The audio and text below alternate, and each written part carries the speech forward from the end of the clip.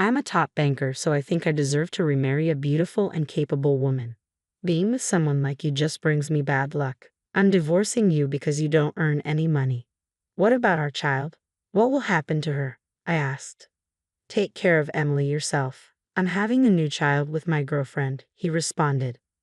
My husband, who had left me and our daughter Emily, and even got his girlfriend pregnant, announced he was remarrying. Fed up with his behavior, I decided to get a divorce. After the divorce was finalized, I still had some important things to deal with. When I went to his workplace, I saw my husband and his girlfriend, both smirking as they walked towards me. Missed me so much you came all the way to my office. You're just a housewife with no money. Probably here to take some of the savings, right? He sneered. They looked in on me like I was trash, but I stayed calm and said, I came to withdraw $12 million. What? My husband was shocked when he found out I had won a big lottery prize and started begging for forgiveness. My name is Jennifer Brown. I'm 32 years old. Since I was a child, I dreamed of working in elderly care because I wanted to help others. After high school, I went to a vocational school for elder care and achieved my dream.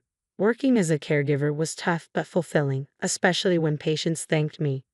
One day, a coworker invited me to a social event where I met my future husband, Michael Brown. My first thought was that he was handsome. I wanted to talk to him, but he seemed quiet and maybe not into social gatherings. However, as we walked to the station together, we started chatting, and I discovered he was surprisingly talkative and enjoyable to be around. Michael was shy, not distant or uninterested. I found this contrast charming. We grew close quickly and eventually decided to get married. Later on, I found out through mutual friends that Michael had another girlfriend when we first met. Discovering Michael's double life was shocking, especially since we were already married by then. Despite this, I chose to believe that he truly loved and chose me for who I am.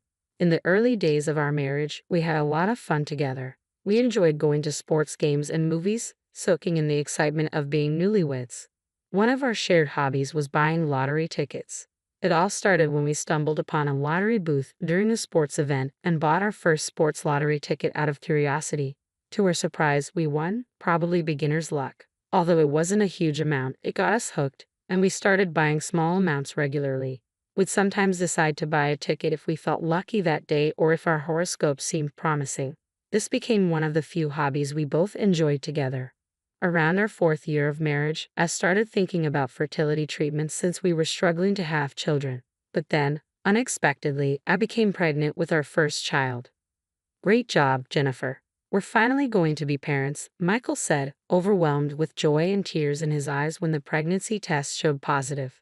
I'm so happy, but let's celebrate properly after we visit the OB/GYN. I'm nervous, but I have a feeling everything will be okay. Just a hunch, I replied. The next day, filled with nerves, we went to the OB/GYN. When the doctor confirmed the pregnancy on the ultrasound and said, "Congratulations, you're pregnant," I saw it with my own eyes. I was ecstatic. I immediately texted Michael from the waiting room. I'm pregnant. Just entered the 5th week. Once we're past the risky period, we need to tell both our parents, I messaged. He read it immediately and replied, "Really? That's fantastic. I'm so happy. Thank you. Drive home safely, Jennifer." He usually took forever to reply, but this time he must have been really thrilled. I returned home, relishing in our joy. That night, we had so much to look forward to. Michael, do you hope for a boy or a girl? Tough call. I'd be happy with either, but if it's a girl, I might find it hard to let her go when she gets married. With a boy, we can play together a lot when he's little. Yeah, maybe, but if it's a girl, I'd love to talk about crushes and things like that with her. We enjoyed light-hearted conversations like this over dinner. Eventually, we found out the baby's gender. Pregnancy was tough, but with Michael's support, I had a happy and relatively smooth maternity experience. Time flew by, and I safely gave birth to a beautiful baby girl. We named her Emily. We talked about facing challenges together as a couple, but things changed after pregnancy and childbirth. I decided to quit my job as a caregiver, which had been physically demanding and involved night shifts, making it difficult to continue. This change drastically shifted Michael's attitude. When we were both working full-time, we shared household chores. But once I became a stay-at-home mom, he started saying things like, "You were home all day, right? Why didn't you clean? And you have plenty of time." make more elaborate meals. He started criticizing me more often. As his behavior changed, our marriage slowly lost its spark. We still shared the same bed, but there was no closeness between us. I'm only here because I have nowhere else to go. I don't want to be near you, he would say. I wanted to tell him to sleep somewhere else, but I couldn't bring myself to say it. We hardly had any real conversations anymore. When I tried to talk to him, he either wouldn't listen or would give indifferent responses. Hey, I watched this drama yesterday, I'd say. Aha, he'd reply.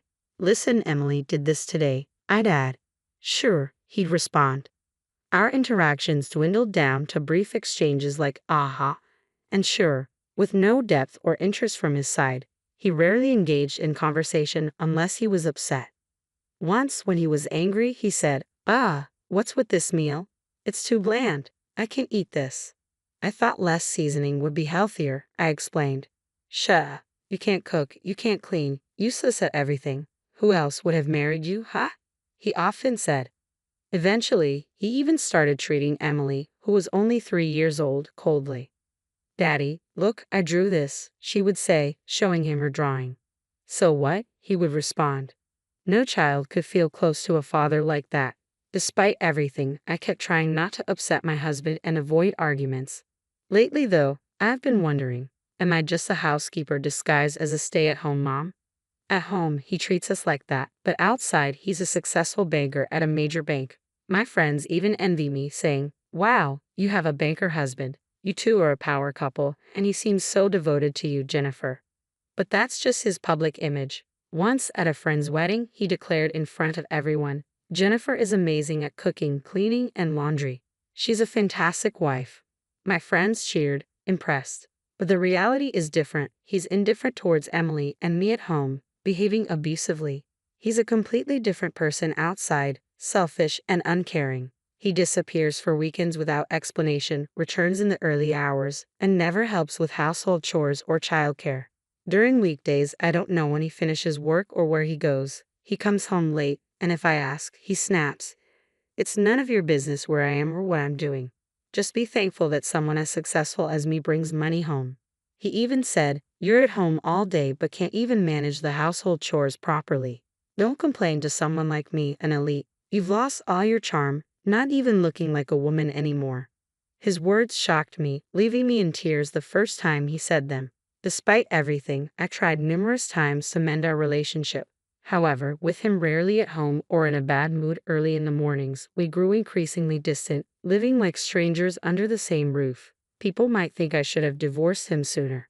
Honestly, I'd often considered it myself, but could I, as a stay-at-home mom, raise Emily alone? Could I find a job if I started looking now? Would I be able to fulfill Emily's dreams like hobbies or college? Could I provide her with a comfortable life? These worries weighed heavily on my mind. One day, while I was alone at the supermarket doing our grocery shopping, I noticed a lottery booth tucked away in the corner with a sign that read, Lucky Day. As I stood there at the lottery booth, memories flooded back of the times when Michael and I used to buy tickets together whenever we saw that Lucky Day sign. Those were such good times, now seeming like a distant past. It struck me how much Michael had changed. Filled with a sense of desperation, I decided to buy a ticket on my own for the first time in a long while. Might as well, I thought to myself. I briefly considered telling my husband about the ticket. Perhaps if we won, it could bring back those carefree conversations we used to have, dreaming about our future plans and adventures together. Holding on to that faint hope, I headed back home. But as usual, my husband didn't return until after 10 p.m. After putting Emily to bed, I was sitting on the living room sofa watching TV when I received a call from my husband's phone. Hello, what time will you be home? I answered. Is this Michael's wife? A strange woman's voice replied. A chill ran down my spine, sensing something was wrong. Who is this? I asked. I'm Lily, Michael's girlfriend. Your husband is sleeping right next to me, the woman said. I've wanted to talk to you. I love Michael and he loves me too. Honestly, he told me you're like a maid to him and he's done with you. I think he's going to ask for a divorce soon, so he should start preparing. The shock and betrayal hit me hard as I listened to her words. I was furious with my cheating husband, though sadly, it wasn't a surprise. I had suspected his infidelity for a while. He always came home late on weekdays, was absent on weekends, and was secretive with his phone. The lack of intimacy between us only fueled my suspicions. So when Lily, his mistress, spoke so confidently and unapologetically, it disgusted me to hear how casually she admitted to their affair. Is that so? I need to hear this from Michael first. I'll hang up for now. We can discuss this more later, I managed to say, trying to keep my composure. No, talking to Michael won't change anything. In fact, I'm pregnant. It's Michael's child. Please start the divorce process soon, for the sake of our baby, she insisted. Her words stunned me. Pregnant? You must be lying. It's true. Michael has promised to support me and the baby. As a successful banker, he plans to marry me and raise our child together. It's time for a wife swap. Can you send Michael's belongings over soon? Her audacity stunned me. I had our precious daughter at home, and the thought of Michael flaunting himself as a successful banker sickened me. Too exhausted to argue or shout, I calmly asked, "All right, can you give me your address?" "Wow, you're surprisingly cooperative," she remarked. "The address is—" I noted it down and ended the call.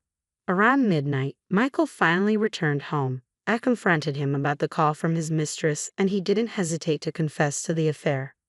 Yeah, she spilled everything. I'm an elite banker, and I'm planning to marry Lily, who's beautiful and capable. I thought having someone like you, a gloomy stay-at-home mom, might be useful, but being with you just brings me bad luck. I'm divorcing you, a useless, unemployed woman.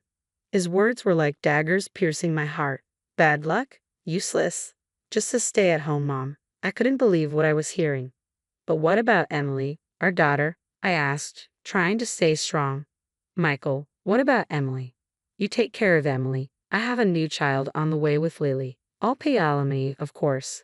As a high earner, it's no problem for me, unlike you, he replied coldly. His complete lack of remorse and disregard for our daughter made me question if he had any humanity left. In that moment, something inside me snapped. I couldn't feel anything for a man like him anymore. I knew I had to protect Emily on my own. Michael, unprompted, began talking about Lily. Apparently, she's a 24-year-old new employee, popular and beautiful. I'm leaving you for a young and cute girl like her to start a new life, he boasted, his eyes gleaming with pride. I couldn't even muster tears after being insulted and betrayed by both my husband and his mistress. I simply wished them nothing but misery. That day, Michael packed a few things and left, saying, "I'll send the divorce papers once everything's sorted." He never returned home after that, likely staying with Lily. I started preparing for the divorce process. I consulted a lawyer about alimony arrangements before officially filing, as I knew it was wise to be prepared. Following Lily's address, I sent Michael's belongings to replace and began packing to move back to my parents' house with Emily. While cleaning up, I found more of Michael's things and reached out to him. I found more of your stuff while cleaning, I texted. My mistake. I'll come pick it up tomorrow, was his casual reply. I handed over the divorce papers and Michael's belongings, feeling a mix of disbelief and disgust as I faced them both at my doorstep. Lily's words cut deep, her disregard for my feelings and the situation evident. "Nice to meet you, ex-wife. I'm feeling sick from the pregnancy. Did you sign the divorce papers? Can you hurry up and finish the divorce?" she said coldly. She was undeniably beautiful and much younger than me. Seeing Michael support her, pregnant with his child, only intensified my discomfort. All I wanted was for them to leave as soon as possible. "Here are the divorce papers and your belongings," I said tersely, handing them over. I handed over the signed divorce papers, and Michael snatched them, hastily scrawled his signature, and tossed them back at me. "There you go. Make sure to file them today," he said dismissively. Sure, I replied, trying to keep my composure. With that, they left, and I breathed a sigh of relief, knowing I had another important matter to attend to once the divorce was finalized. I received the alimony in a lump sum, which wasn't surprising given Michael's constant boasting about being an elite banker. A week later, I found myself at the bank where my ex-husband worked, handling an important task. Ignoring Michael, I focused on what I needed to do, but he couldn't resist taunting me. "Miss me, you really can't let go, can you?" he sneered, approaching with a smirk. Then Lily emerged from the back. "Oh, look who it is, the ex-wife. What are you here for, scraping together savings?" I was tired of their sarcasm. "No, I'm here to collect something." "What, $12 million? I declared, relishing the shock on their faces. That's right. The lottery ticket I bought on a whim at the supermarket turned out to be a jackpot winner. When Michael and I used to buy tickets together, it was a fun hobby. We checked the results eagerly. But this time, since I bought it alone, I didn't expect much and casually checked online. Then I saw the message, "Congratulations on your win." At first, I thought it was a small prize, but as I scrolled down, I couldn't believe my eyes. $12 million. I counted the digits in disbelief. $12 million. I was stunned, staring at the screen in shock. That day, I was so overwhelmed that I could barely manage any housework or childcare. The next day, I opened my laptop to double-check, and yes, it was still $12 million. I read up on what to do after winning, still feeling like I was floating on air. It all seemed surreal. I even consulted a lawyer to understand if a lottery win before finalizing the divorce would be divided as assets. They assured me that since the divorce was due to Michael's actions and our marriage had already broken down, the winnings wouldn't be subject to division. When I explained this to both of them, they were in disbelief. What? Why didn't you tell us? That should be split between us, right? It's not fair if you get all the money. Michael protested. That's not possible. You cheated, got your mistress pregnant, and now you expect to claim my lottery winnings. It doesn't work that way. I've already confirmed it with a lawyer, I responded firmly. No, that's a lie, Michael shouted, his voice filled with anger.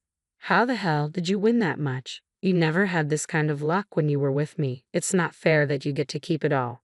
Maybe being with a gloomy woman like me wasn't your problem after all. Maybe you were the one bringing down the luck, I shot back. Lily, clearly irritated, interjected, "What's wrong with this woman, Michael? Let's go. It doesn't matter how much money she has. Come on, let's leave." But to my surprise, Michael didn't move. Instead, he said something completely unexpected. "Jennifer, I'm sorry. Let's get back together. I was wrong to belittle you and have an affair. Let's start over." What? What are you saying? You promised to support me and the baby. You said you loved me, and now you want to go back to your ex-wife. Lily exclaimed, her voice filled with hurt and disbelief. But with $12 million, we could quit our jobs, buy a house, get a nice car, and travel the world. It would be amazing, Michael pleaded, his eyes fixed on the money. His words disgusted me. You truly are the worst.